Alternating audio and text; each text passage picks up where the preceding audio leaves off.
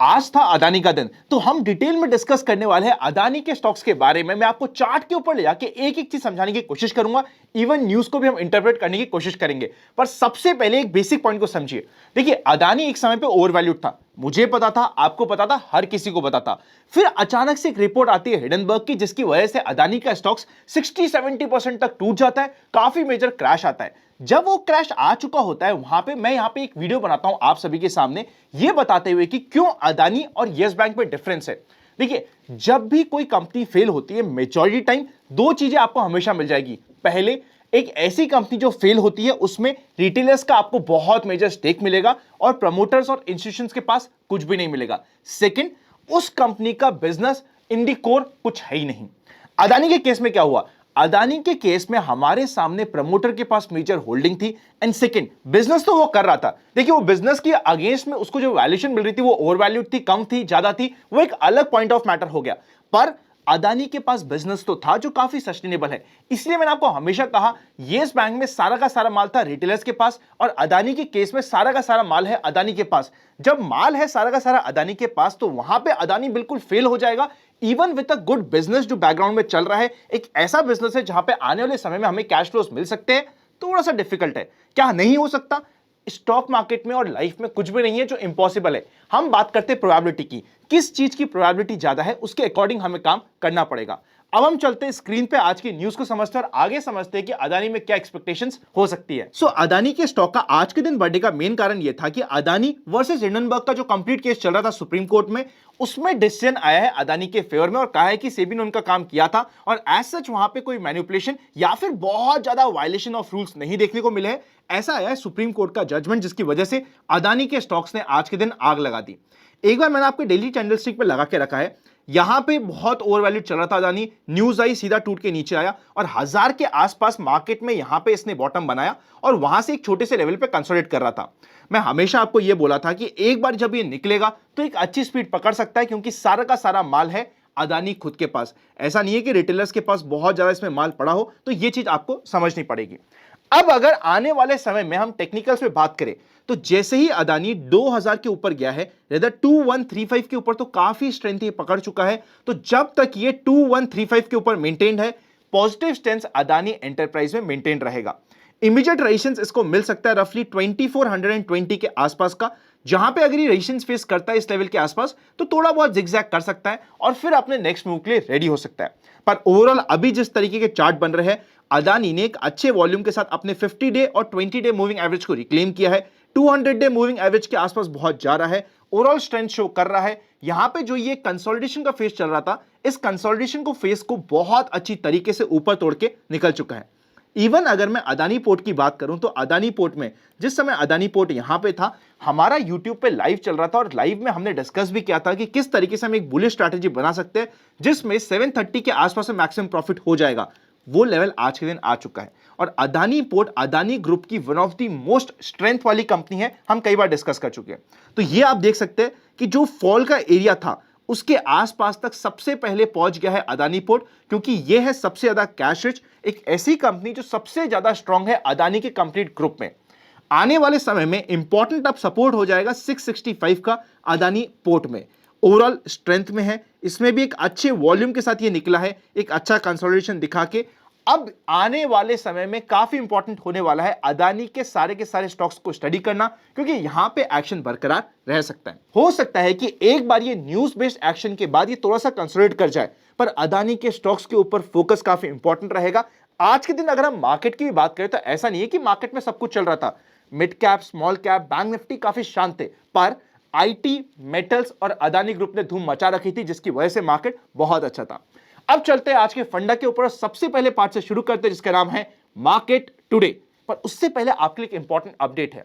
Basically मेरे birthday के ऊपर मैंने एक स्पेशल ऑफर आपके लिए निकाला था, जहां पे आपको secret of money making and 7 special strategies के कोर्स पे 29% का डिस्काउंट मिल रहा था। एंड जो हमारा एडवांस लर्नर्स कोर्स है एंड प्रीमियम लर्नर्स कोर्स है 12 मंथ का, वहां पे 18% का फ्लैट डिस्काउंट मिल रहा था। आप में से काफी लोगों ने उस डिस्काउंट ऑफर को यूज किया, पर कुछ ऐसे भी थे जो यूज नहीं कर पाए थे और बहुत सारी रिक्वेस्ट हमारे साथ आ रही थी। इसीलिए आप सभी की रिक्वेस्ट को सर आंखों पे रखते हुए आने वाले अगले 24 घंटे के लिए ये कंप्लीट ऑफर वापस से वैलिड रहेगा।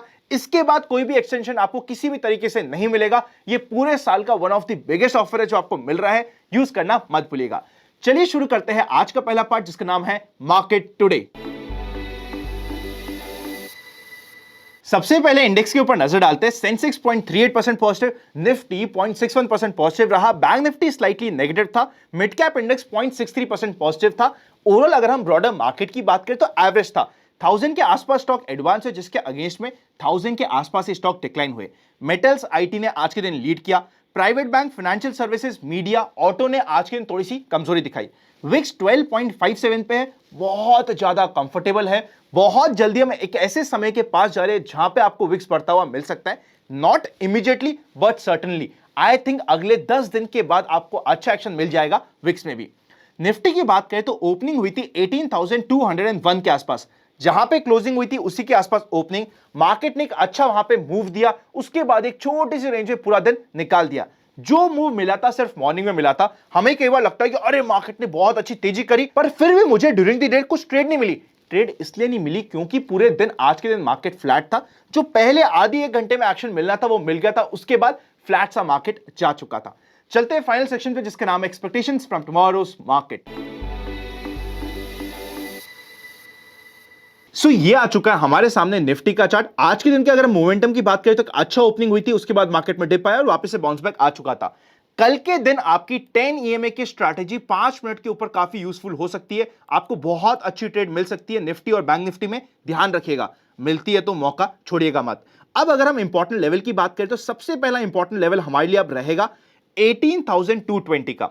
अगर मार्केट में हमें कोई बुलिश ट्रेड बनानी है तो या तो मार्केट हमें आज के दिन के हाई, आप बोल सकते हैं रफली 18,325 के ऊपर जाए, फ्लैट ओपन हो, थोड़ा बहुत जिगजैग करे और फिर ऊपर जाए, या फिर ओपन होके एक बार नीचे 18,225 के आसपास जाए, यहां पे थोड़ा सा बेस बनाए और फिर निकले। तो ये दो सिनेरियो हो जाते हैं जहां पे हमें एक अच्छी पॉजिटिव ट्रेड मिल सकती है। अगर हम शॉर्ट की बात करें तो शॉर्ट का परफेक्ट सिनेरियो ये होता है 18,225 का लेवल ब्रेक होता है तो हम शॉर्ट कर सकते हैं, और वो भी ब्रेक हो एक गैप डाउन के साथ, कि मार्केट में हल्का सा गैप डाउन हो, उसके बाद 18,225 इमीडिएटली ब्रेक हो जाए, तो यहां पे हमें एटलीस्ट 70 से 80 पॉइंट की एक अच्छी शॉर्ट की अपॉर्चुनिटी मिल सकती है, जिसके ऊपर हम ध्यान रखेंगे। और 10 ईएमए की स्ट्रैटेजी कल के दिन काफी इंपॉर्टेंट होने वाली है। नेक्स्ट अगर हम बैंक निफ्टी की बात करें तो बैंक निफ्टी का बहुत सिंपल सा सिनेरियो है। बैंक निफ्टी जैसे ही 44,000 के राउंड फिगर के लेवल को क्रॉस करता है, 44,120 से लेके 44,200 तक के लेवल्स यहां पे ओपन हो जाएंगे, पर इस लेवल के आसपास जाके वापस से हमें कुछ रिजेक्शन मिल सकते हैं करेक्शन की तरफ के, तो उसके लिए हमें रेडी रहना पड़ेगा। अगर हम शॉर्ट की बात करें तो कभी भी 43,700 राउंड फिगर में अगर ये अंडरकट होता है तो एटलीस्ट हमें 43,530 तक के लेवल्स मिल सकते हैं। नेक्स्ट फाइनल इंपॉर्टेंट सपोर्ट रहेगा 43,450 का, जिसके नीचे मार्केट में बैंक निफ्टी थोड़ा सा वीक हो जाएगा और वहां पे काफी सारी आपको इंट्राडे शॉर्ट की अपॉर्चुनिटीज मिल सकती है। ओवरऑल बायस अभी पॉजिटिव बना हुआ है, but positive with caution, because यहां पे मार्केट रेजिस्टेंस के पास जा रहा है। फॉर एग्जांपल बैंक निफ्टी अपने वापस से लाइफ टाइम हाई के पास थोड़ा सा रेजिस्टेंस फेस कर सकता है। निफ्टी 18,400 एक बहुत मेजर रेजिस्टेंस के से काम करेगा, तो इस चीज का ध्यान रखेंगे। अगर हम अभी पुट कॉल रेशियो की बात करें तो 1.2 के आसपास है, काफी कंफर्टेबल है। इंपॉर्टेंट स्टॉक की बात करें तो पहला इंपॉर्टेंट स्टॉक हमारे सामने आ जाता है जिसका नाम है एल.एन.टी। एल.एन.टी ने आज के दिन एक बहुत अच्छी कैंडल बनाई है। अगर ये आज के दिन का हाई, आप रफली बोल सकते हैं जैसे ही 2220 के लेवल को क्रॉस करता है, हाई कटते ही आपको इमीडिएटली 2240 तक के लेवल्स के लिए ओपन हो जाएगा। अगर इसके ऊपर सस्टेन करता है तो 2260 तक आपको इमीडिएटली देखने को मिल सकते हैं। छोटा सा 5 से 7 पॉइंट का स्टॉप लॉस हो जाएगा। फाइनल इंपॉर्टेंट स्टॉक रहेगा अपार इंडस्ट्रीज। अपार इंडस्ट्रीज ने भी आज के दिन एक अच्छी पॉजिटिव साइड की कैंडल बना के दी है, तो अगर यहां पे हमें कभी भी 2800 का राउंड लेवल क्रॉस होते हुए मिलता है तो अगले 20 से 25 पॉइंट का मूव इंट्राडे में इमीडिएटली मिल सकता है। 5 से 6 पॉइंट मैक्सिमम इंट्राडे का स्टॉप लॉस हो जाएगा। ऑब्वियसली अदानी पोर्ट तो हमेशा हमारे फोकस में था, 656 के आसपास से वहां पे बहुत अच्छा बाउंस आया।